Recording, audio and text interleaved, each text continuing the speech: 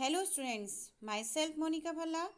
बच्चों, आज मैं आपको हिंदी व्याकरण के पाठ काल पढ़ा रही हूँ।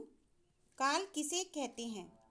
बच्चों, क्रिया के जिस रूप से उसके होने के समय का बोध होता है उसे काल कहते हैं। काल का अर्थ होता है समय। काल के भेद। काल के 3 भेद हैं: वर्तमान काल, भूतकाल, भविष्यत काल। बच्चों, काल का शाब्दिक अर्थ होता है समय, अर्थात क्रिया के जिस रूप से कार्य के होने के समय का ज्ञान हो उसे काल कहते हैं। काल संस्कृत का एक शब्द है। काल को प्राय यम देव का प्रायिक माना जाता है।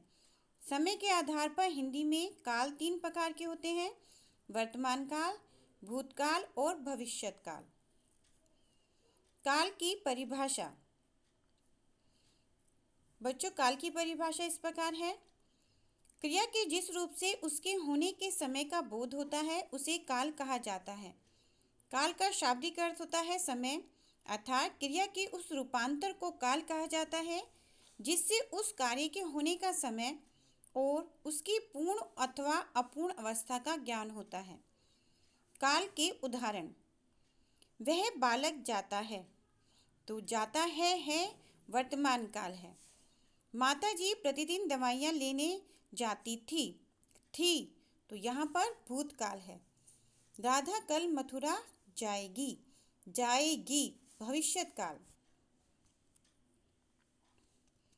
काल के उदाहरण: वह बालक जाता है वर्तमान काल, माताजी प्रतिदिन दवाई लेने जाती थी भूतकाल, राधा कल मथुरा जाएगी भविष्य काल। बच्चों, उपरोक्त वाक्यों को पढ़ने पर हमें पता चलता है कि प्रथम वाक्य में जाने की क्रिया वर्तमान समय में चालू है।